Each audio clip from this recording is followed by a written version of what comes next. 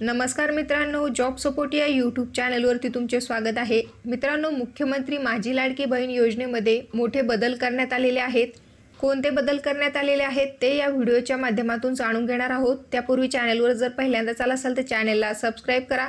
असेच नवीन व्हिडिओ आम्ही तुमच्यासाठी घेऊन येत असतो। चला तर मग या ठिकाणी व्हिडिओला सुरुवात करूया।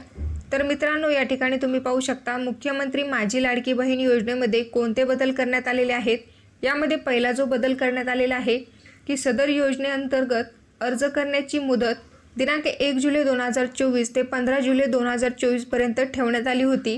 आता या मर्यादेमध्ये सुधारणा करण्यात आली असून सदर मुदत 2 महिने वाढवण्यात आली आहे। त्यामुळे दिनांक 31 ऑगस्ट 2024 पर्यंत लाभार्थी महिलांना अर्ज करता येणार आहे।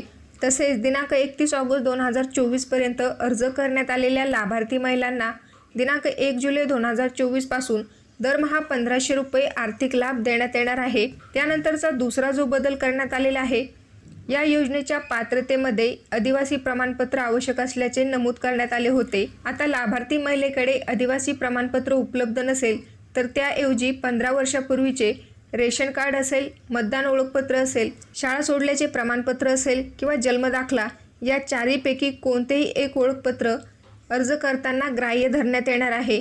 त्यानंतरचा तिसरा जो बदल करण्यात आलेला आहे की सदर योजनेतून 5 एकर शेतीची अट ही वगळण्यात आली आहे।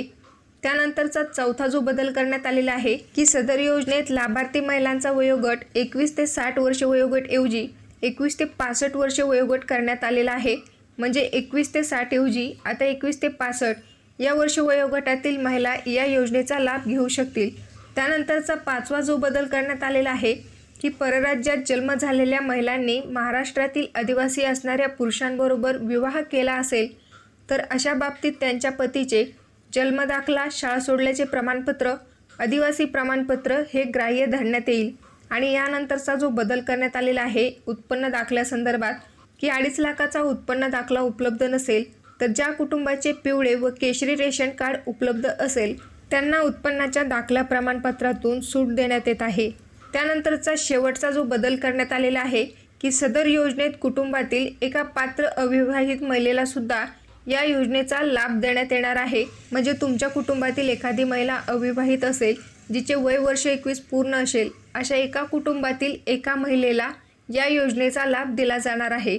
तर मित्रांनो, अशा प्रकारे मुख्यमंत्री माझी लाडकी बहीण योजनेमध्ये हे महत्त्वाचे असे बदल करण्यात आलेले आहेत, ज्यात उत्पन्नाची अट शिथिल करण्यात आलेली आहे, जमिनीची अट रद्द करण्यात आलेली आहे, तसेच वयोमर्यादेत वाढ करण्यात आलेली आहे आणि अर्ज करण्याची मुदत वाढवून देण्यात आलेली आहे।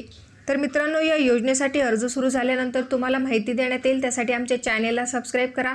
हा व्हिडिओ आवडला असेल तर लाईक आणि शेअर करा। भेटूया परत अशाच एका नवीन व्हिडिओसोबत। जय हिंद, जय महाराष्ट्र।